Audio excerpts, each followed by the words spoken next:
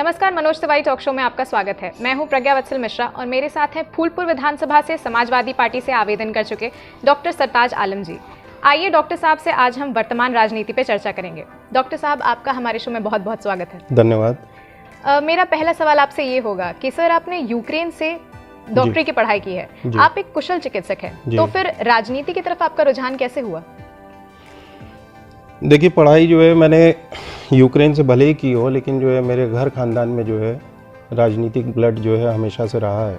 मेरे बड़े अब्बा जो कि 45 साल से जो है लगातार वो प्रधानी जीतते रहे और स्वर्गीय जनेश्वर मिश्रा जी के जो है बहुत करीबी रहे। और उन्होंने स्वर्गीय जनेश्वर मिश्रा जी जब थे तो उनको जो है बहुत फोर्स भी किया कि आपको विधानसभा लड़ना है, लेकिन बड़े अब्बा ने कभी इस पे जो है हामी नहीं भरी। तो मुझे ऐसा लगा कि जो है नहीं, अगर जो है समाज के लिए आप कुछ कर रहे हैं तो एक सिस्टम में आना बहुत ज़रूरी है। इसीलिए जो है मैंने सोचा कि MBBS होते हुए भी जो है मैं सिस्टम में आ सकता हूं और कुछ बदलाव अगर हो सके तो जो है मैं ज़रूर करना चाहूँगा। पर सर, चिकित्सा और राजनीति दोनों ही बहुत बड़े बड़े पायदान हैं, तो ऐसे में आप इन दोनों को समायोजित कैसे करने वाले हैं? देखिए, सिर्फ सोच की बात होती है। अगर आप चाहें तो जो है सारी चीज़ें मैनेज हो सकती है। आप ज़रूरी नहीं है कि जो है आप बैठ के प्रैक्टिस करिए, आप मैनेजमेंट भी अब वहाँ पे कर सकते हैं, लोगों को फ़ायदा पहुँचा सकते हैं अपने थ्रू। और पॉलिटिक्स भी आप देख सकते हैं, रहना तो जनता के बीच में है।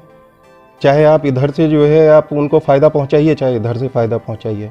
आज भी लोग बहुत परेशान हैं। तो आपका मेन ध्येय समाज सेवा है? जी, समाज सेवा है। जी। सर, फूलपुर विधानसभा से समाजवादी पार्टी के 2 दर्जन से अधिक दावेदार हैं। ऐसे में डॉक्टर सरताज आलम अपने आप को कहाँ पाते हैं? देखिए, ये तो जो है लोकतंत्र है जी। और लोकतंत्र में जो है सभी को हक है आवेदन करने का। जिन्होंने भी किया है उनको जो है मैं अपनी तरफ से शुभकामनाएं देता हूँ। लेकिन जहाँ तक मेरी बात है, मैं अपने काबिलियत और अपने काम के दम पे जो है फूलपुर की जनता के बीच जा रहा हूँ और जाता रहूँगा, चाहे मेरा टिकट हो या ना हो, डजेंट मैटर। लेकिन मुझे अगर समाज सेवा करना है तो समाज सेवा मैं करता रहूँगा। जैसे आज कर रहा हूँ वैसे कल भी करूँगा। जी। आप एक नए नेता हैं, आप एक युवा नेता हैं, ऐसे में आप परंपरागत राजनीति और वर्तमान राजनीति में क्या अंतर पाते हैं? देखिए, बदलाव तो जो है प्रकृति का नियम है, ठीक है। और जो राजनीति में जो पहले हो चुका है, मान लीजिए कि अगर जो है इतिहास को हम पलट के देखते हैं, अगर कुछ कमियां वहां रह गई हैं तो उनको बदलने की ज़रूरत है और बदलने के लिए नई सोच की ज़रूरत है। और मेरा मानना है कि नई सोच के लिए जो है माननीय अखिलेश यादव जी, हमारे पार्टी के राष्ट्रीय अध्यक्ष, उनसे बेहतर जो है उत्तर प्रदेश में जो है बदलाव कोई नहीं ला सकता। आपको नहीं लगता फिर भी कि राजनीति से समाज सेवा का भाव अब जला जा चुका है और वो एक व्यवसाय में परिवर्तित हो चुका है, जिसकी वजह से प्रतियोगिता बहुत ज़्यादा बढ़ गई है? देखिए, कहने की बात है और लोग अक्सर ऐसा कहते हैं घरों में बैठ के, टीवी का चैनल बदल के, लेकिन मेरा मानना है आज की डेट में मैं MBBS करके राजनीति में जो है कूद पड़ा हूँ। जी। उसी तरीके से अच्छी सोच और अच्छे काम करने वालों को जो है आगे आना पड़ेगा, पढ़े लिखे लोगों को आगे आना पड़ेगा।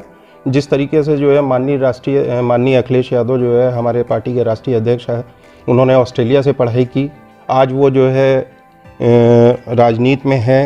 हालांकि उनका जो है बैकग्राउंड भी राजनीति का रहा है, लेकिन एबिलिटी भी होनी चाहिए राजनीति के लिए, ठीक है।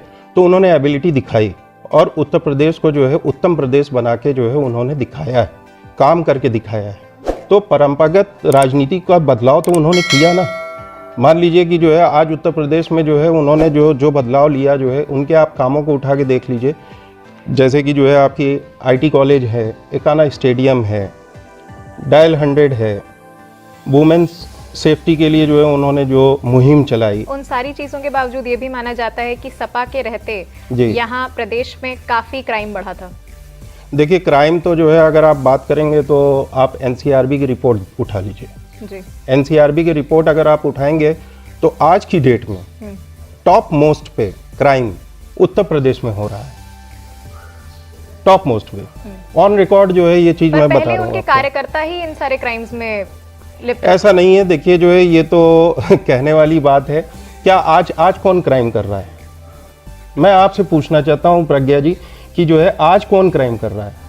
क्या मैं आज कल को जो है अगर हमारी समाजवादी पार्टी की सरकार आ जाए और मैं जो है चैनल के सामने ये कहने लगूं कि जो है नहीं भाजपा के कार्यकर्ता ही जो है क्राइम कर रहे थे, तो फिर ये क्या कहना सही होगा? जी नहीं होगा। तो ऑन रिकॉर्ड आप उठा के देखिए, सर्वे उठा के देखिए आप, सर्वे अगर आप उठाएंगे तो जो आज की डेट में जो ज़्यादा परसेंटेज में क्रिमिनल्स या जो है उनका जो है आप सर्वे पे आप बात करिए ना, तो वो भाजपा के जो संसद में जाके बैठे हुए हैं। क्या उस पर कोई बात होती है? नहीं होती है। क्या रोजगार पे कोई बात होती है? नहीं होती है। हम कह रहे हैं कि जो है आज की डेट में अगर जो है जनता के जो बेसिक मुद्दे हैं, क्या उस पर कोई बात हो रही है? रोजगार पे बात हो रही है? नहीं हो रही है। किसानों के मुद्दे हैं, उस पर कोई बात नहीं हो रही है। किसी को कुछ सुना नहीं जा रहा है। अगर कोई आवाज़ उठा रहा है तो उसकी आवाज़ को दबा दिया जा रहा है, कुचल दिया जा रहा है। आखिर ये ऐसा कब तक चलेगा? जी सर, अब फूलपुर की बात करते हैं। जी। प्रतापपुर के जो विधायक हैं मुस्तफा सिद्दीकी, वो आज सपा के करीब हैं जी। और वो फूलपुर से चुनाव लड़ना चाहते हैं जी। ऐसे में आपको नहीं लगता अवसरवादी राजनीति की वजह से नए और मूल कार्यकर्ताओं को बहुत नुकसान होता है? देखिए, जिसके अंदर टैलेंट होगा वो आगे निकलेगा, उसको कोई नहीं रोक पाएगा जी। और रही बात जो है मुस्तफा सिद्दीकी जी की, अगर वो समाजवादी पार्टी में आना चाहते हैं, स्वागत है उनका। और ये तो जो है फैसला राष्ट्रीय अध्यक्ष जी का होगा कि वो जो है इस पर क्या फैसला लेते हैं। उसके लिए जो है मैं कुछ नहीं बोल सकता हूँ। और बाकी अगर जो है जहाँ तक रही मेरी बात, तो अगर मुझे मौका मिलता है तो मैं ज़रूर काम करूँगा। जी। जी। आपका विधानसभा क्षेत्र यानी कि फूलपुर, उसमें आप क्या समस्याएं देखते हैं? समस्याएं देखिए, बेसिक समस्याएं हैं वो ऑल ओवर इंडिया सेम है जी। अगर देखा जाए। गांव में आप चले जाइए, शहर में चले जाइए, तो समस्याएं तो बेसिकली सेम ही हैं। समस्या ये है कि जो है जैसे आप बहुत ज़्यादा आप इंटीरियर जाइए तो उनको खाने को नहीं है आज की डेट में जी। मतलब अगर आप अंदर झांकिए गरीबों में तो शायद एक वक्त की रोटी जो है वो खाते हैं और एक वक्त का खाना ही नहीं बनता। ठीक है, जैसे कि जो है भाजपा सरकार ने गैस सिलेंडर बांटे, ठीक, चूल्हे जलाने के लिए। मैं यहाँ भाजपा सरकार की बात नहीं कर रही, यहाँ मैं बेसिक फूलपुर की चुनौतियों के बारे में बात कर रही हूँ। मैं चुनौतियों की बात कर रहा हूँ, ठीक है, मैं बेसिक मुद्दों की ही बात कर रहा हूँ, क्योंकि जो बेसिक मुद्दे हैं उन्हीं से आपकी चुनौतियां तैयार होती हैं। भाई अगर मैं किसी क्षेत्र में जा रहा हूँ तो इसीलिए यही सोच के जा रहा हूँ कि कहीं ना कहीं जनता के बीच रह के जनता का काम करूंगा। तो जनता का काम क्या है? उनको जो है शिक्षा अच्छी मिले, स्वास्थ्य अच्छा मिले, ठीक है, इंफ्रास्ट्रक्चर अच्छा हो, जिससे कि जो है रोजगार बढ़े। यही बेसिक मुद्दे हैं। इसी पे मुझे काम करना पड़ेगा, यही मेरी चुनौती है। तो फिर इन चुनौतियों के लिए आपके पास कुछ योजनाएं होंगी? जी हाँ, बिल्कुल, रोड मैप मैंने बना रखा है और उस रोड मैप के लिए जो है मैं लोगों के बीच में जा भी रहा हूँ। सिस्टम में समाजवादी सरकार 2022 में समाजवादी सरकार आएगी, ये मेरा विश्वास है। और आने के बाद अगर फूलपुर विधानसभा में मुझे मौका मिलता है तब मैं और मजबूती से जो है इसको काम कर पाऊंगा। अगर नहीं भी मिलता है तो भी मैं फूलपुर के लिए या मान लीजिए कहीं भी समाजवादी पार्टी की तरफ से मैं काम करता रहूँ। तो आपने जो ये रोड मैप बनाया है उनमें से कुछ योजनाओं को हम जानना चाहेंगे। अब ये वक्त आने पे आपको पता चल जाएगा, देखिए। अच्छा, ठीक है। वर्तमान विधायक से जो कि फूलपुर से हैं जी, उनसे आप कितना संतुष्ट हैं? देखिए, वर्तमान विधायक जो आज की डेट में है, बेसिकली सांसद या विधायक जो भाजपा के बने हैं जी, उनका कोई मतलब नहीं है, क्योंकि नाम तो सिर्फ मोदी जी का चलता है, आदरणीय प्रधानमंत्री जी का चलता है और उन्हीं के नाम से भाजपा चल रही है जी। तो क्षेत्र में अगर देखा जाए तो क्षेत्र में मैं तो जाता रहता हूँ, मैंने तो नहीं देखा उनको। और आज भी जो है वहाँ की जो समस्याएं हैं वो एज इट इज़ बनी हुई है, उसका कोई सोल्यूशन नहीं निकला है। मैं कहता हूँ कि जो है अगर मान लीजिए, ठीक है, किसी चीज़ को काउंटर करके जो है कोई भी सरकार बनती है, सपोज मैंने जो है अगर आज मैं जो है काउंटर कर रहा हूँ कि जो है महंगाई बहुत बढ़ गई, यानी कि मुख्यमंत्री हमारे अगर जो है जो भी बनते हैं, में रोड्स बनी हैं, काफी काम हुआ है। देखिए, कुछ चीजें तो जो है खाली आज फीते कट रहे हैं, लेकिन वहाँ रोड्स बनी है, वहाँ पे काम हुआ है। आपने जो है समाजवादी सरकार में देखा था, सारे डीपीआर बन चुके थे, सारी काम हो चुके थे। उसके बाद जो है आप नया काम बताइए कि इन्होंने नया काम क्या किया, नए स्कूल कॉलेज जो है कहाँ पे बने हैं। और मान लीजिए कि जो है जनता के बीच में रोज़गार जो है नए कौन से मिले हैं, रोज़गार आप बताइए, ठीक है। अस्पताल जो है आप बता दीजिए, इंफ्रास्ट्रक्चर जो है, और रोड आप जो चीज़ें जो है वहाँ पे रोड्स बनी हुई है वो ऑलरेडी आपने शायद जो है समाजवादी सरकार में आपने देखा नहीं, फिर जो वहाँ जो उस वक्त बनाई गई थी वहाँ पे काफी बुरी हालत थी वैसे। नहीं, ऐसा नहीं है, ऐसा नहीं है। आपको जो है, मैं उस टाइम मेरी आपसे मुलाकात नहीं हुई प्रज्ञा जी, नहीं तो अगर मेरी आपसे मुलाकात हुई होती तो मैं आपको जो है चल के दिखाता कि इंटरनल जो गांव को कनेक्ट की गई थी रोड, वो समाजवादी सरकार में ही करी गई थी। और ज़्यादा नहीं, मैं आपको ये बोल रहा हूँ कि जैसे आप बाबतपुर एयरपोर्ट जाइए, ठीक है, बाबतपुर एयरपोर्ट जो है लोग पहले मेन रोड से जाते थे गोपीगंज होते हुए, लेकिन जब मुझे पता चला कि समाजवादी सरकार ने एक रोड ऐसी भी बनाई है जो इंटरनल जाके जो है रोड से कनेक्ट होके सीधे बाबतपुर जुड़ती है। एक बार मैं जाम में फंसा, जाम में फंसते ही जो है फिर मैंने कहा कि जो है उसी रोड से चलते हैं, और वाकई में मैं जल्दी पहुंच गया। तो ऐसा नहीं, काम हुए हैं, लेकिन उन कामों को जो है जनता तक पहुंचाया नहीं गया, या आप यूं समझ लीजिए दबा दिया गया। लेकिन जो भी कमियां रह गई हैं, अगर नहीं पहुंचा है तो आज की डेट में, जैसे कि 2017 में हमने हमारे राष्ट्रीय अध्यक्ष माननीय अखिलेश यादव जी ने विकास के नारे पे जो है चुनाव लड़ा था, आने वाले समय में भी 2022 में हम लोग विकास के नारे पे ही चुनाव लड़ेंगे और अपने कामों को फिर से बताएंगे उनको। जी, यहाँ मैं लेना चाहूँगी एक छोटा सा ब्रेक।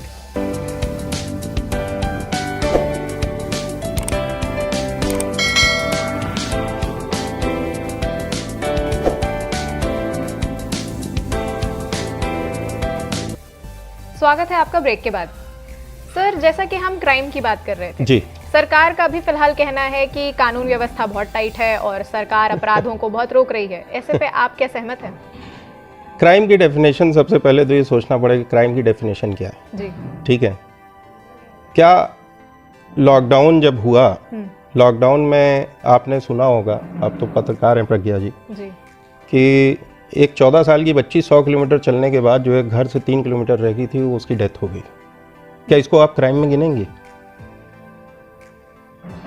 उसका जिम्मेदार कौन है?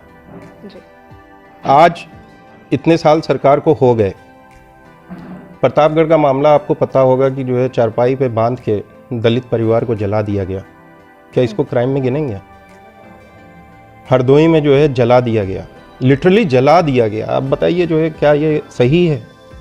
और रही बात जो है, अगर मान लीजिए हम कह रहे हैं प्रशासन टाइट है, तो आपका ह्यूमन राइट्स ने जो रिपोर्ट दी है, फर्जी एनकाउंटर में जो है नंबर 1 उत्तर प्रदेश है। एनसीआरबी की रिपोर्ट अगर आप उठा लीजिए तो जो है नंबर 1 क्राइम में जो है उत्तर प्रदेश है। तो यूं ही कह देना कि जो है समाजवादी सरकार जो है क्राइम में, तो आप बताइए ना कि जो है भाई, हम तो कह रहे हैं कि जो है हम झूठ बोल सकते हैं, क्या एनसीआरबी की रिपोर्ट झूठ बोल सकती है? अगर एनसीआरबी की रिपोर्ट झूठ नहीं बोल सकती तो हम एनसीआरबी की रिपोर्ट मानेंगे जी। वो सही बोल रहे हैं, और मैं यही मान रहा हूं कि आज की डेट में उत्तर प्रदेश में नंबर 1 क्राइम, मतलब टॉप मोस्ट क्राइम जो है उत्तर प्रदेश में जी। और आप इसके लिए सरकार को जिम्मेदार मानते हैं? बिल्कुल जिम्मेदार है, मिसालें कायम करनी पड़ती हैं जी। अगर कोई अच्छा काम आपको साबित करना है तो उसके लिए मिसालें कायम करनी पड़ती हैं। मिसालें इन द सेंस कि जो है आपको लोगों को ये समझाना पड़ेगा कि ये रास्ते गलत हैं, ये सही है। लेकिन जब सरकार जो है खुद उन चीज़ को जो है प्रोत्साहन करेगी तो जो है फिर कैसे काम चलेगा? मुखिया हैं जी, है ना सर। जब सपा और बसपा का जो गठबंधन था वो लोकसभा में नहीं काम कर पाया, तो ऐसे में विधानसभा चुनाव में अकेले लड़ना कहां तक सार्थक रहेगा?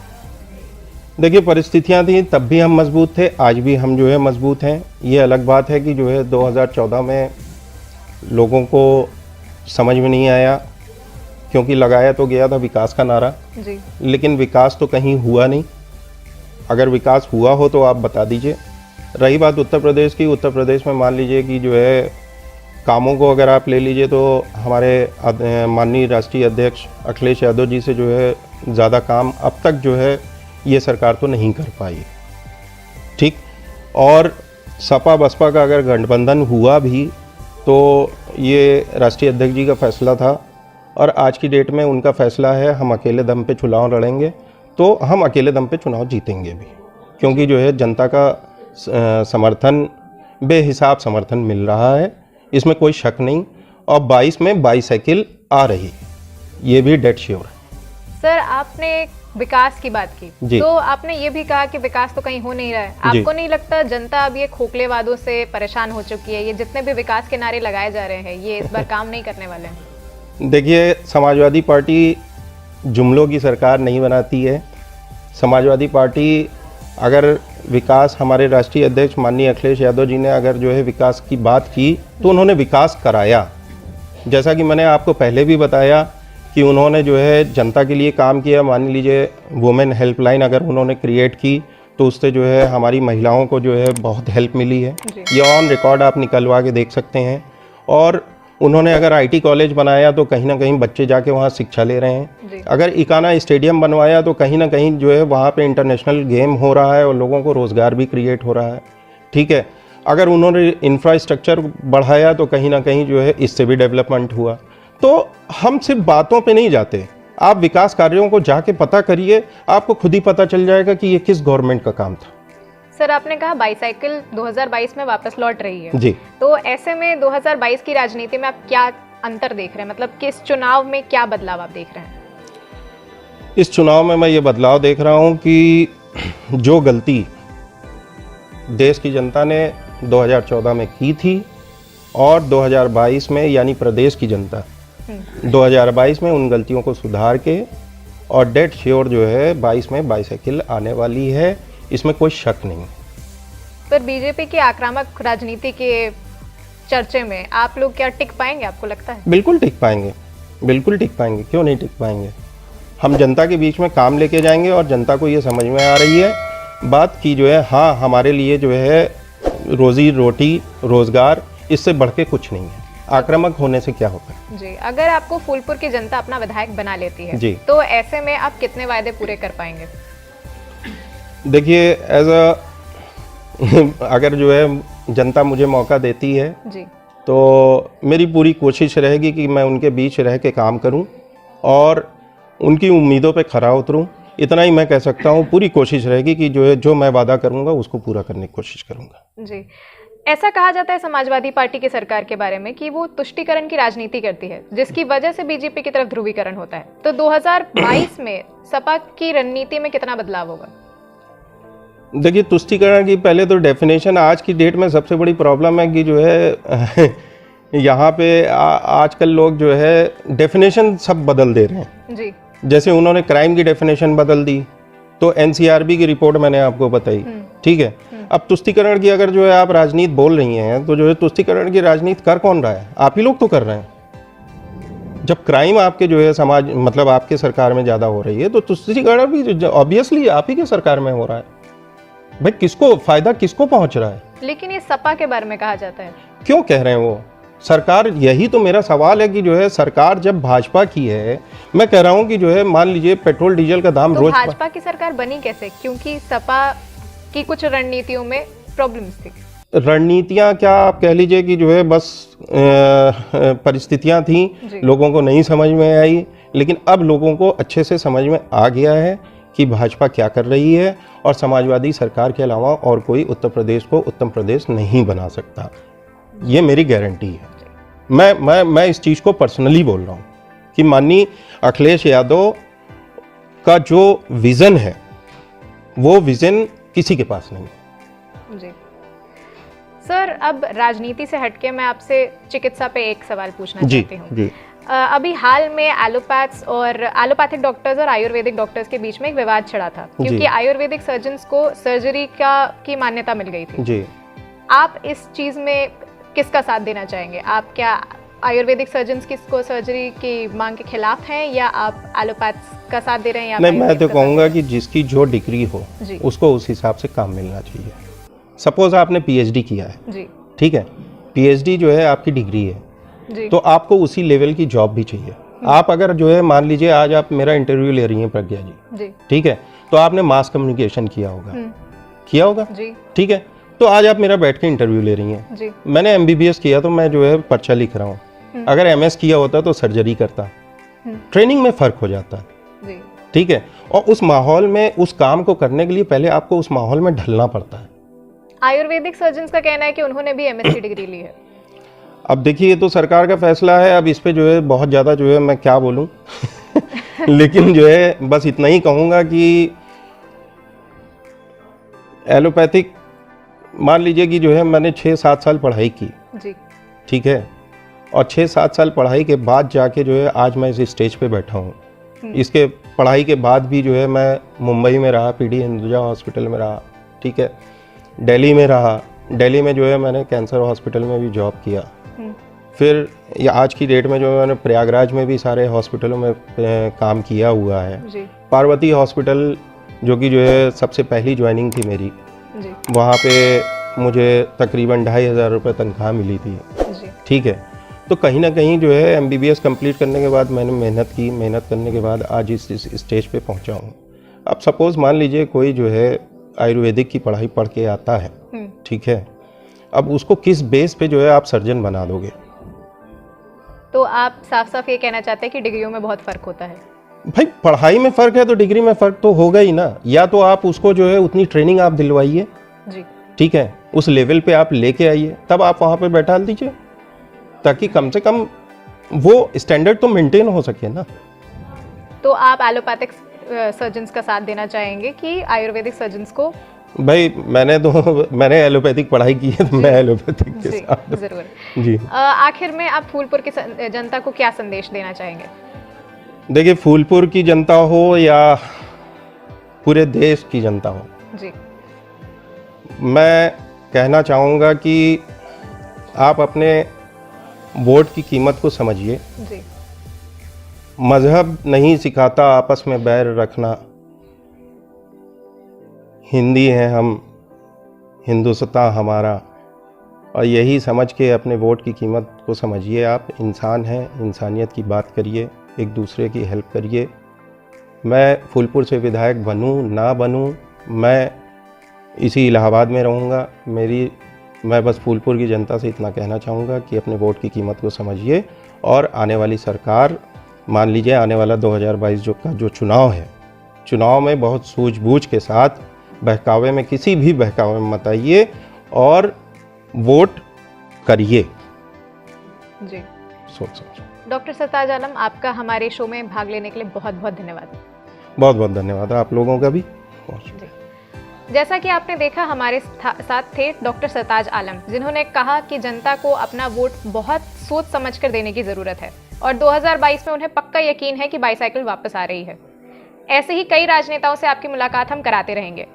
इजाज़त दीजिए मुझे, यानी कि प्रज्ञा वत्सल मिश्रा को, और देखते रहिए मनोज तिवारी टॉक शो।